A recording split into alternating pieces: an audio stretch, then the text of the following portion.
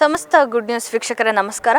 ನಾವಿವತ್ತು ಮಾಜಿ ಪ್ರಧಾನಿಯಾದಂತಹ ದೇವೇಗೌಡ ಅವರ ಪತ್ನಿ ಚೆನ್ನಮ್ಮನವರ 11ನೇ ದಿನದ ಆರಾಧನೆ ಕಾರ್ಯಕ್ರಮಕ್ಕೆ ಬಂದಿದ್ದೀವಿ. ನೋಡ್ತಾ ಇರ್ಬೋದು, 11ನೇ ದಿನದ ಆರಾಧನೆ ಕಾರ್ಯಕ್ರಮ ತುಂಬ ಅಚ್ಚುಕಟ್ಟಾಗಿ ತಯಾರಿ ನಡೀತಾ ಇದೆ. ನೋಡ್ತಾ ಇರ್ಬೋದು, ನನ್ನ ಹಿಂದೆ ಇರುವಂಥದ್ದು ಚೆನ್ನಮ್ಮನವರ ಸಮಾಧಿ. ಚೆನ್ನಮ್ಮನವರ ಸಮಾಧಿ ವಿವಿಧ ಹೂವುಗಳಿಂದ ಅಲಂಕಾರ ಆಗಿದೆ. ಮಂಟಪನೂ ಕೂಡ ಹಲವಾರು ಹೂವುಗಳಿಂದ ಅಲಂಕೃತವಾಗಿದೆ. ಮಿನಿ ದೇವಾಲಯದ ರೀತಿಯಲ್ಲಿ ಇದನ್ನು ಒಂದು ಸಿದ್ಧತೆಯನ್ನು ಮಾಡಿದ್ದಾರೆ.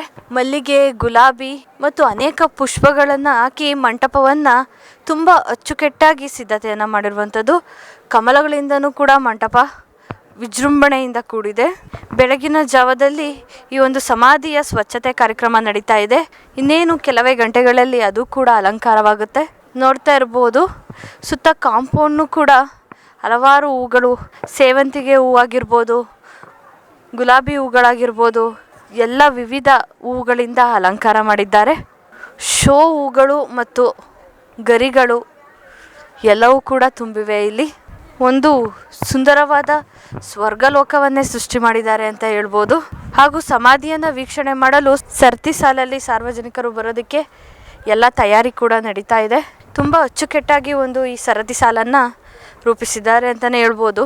ಇಲ್ಲಿ ಸಾರ್ವಜನಿಕರು ಬಂದು ಚೆನ್ನಮ್ಮನವರ ಸಮಾಧಿಯ ದರ್ಶನವನ್ನು ಮಾಡ್ಬೋದು.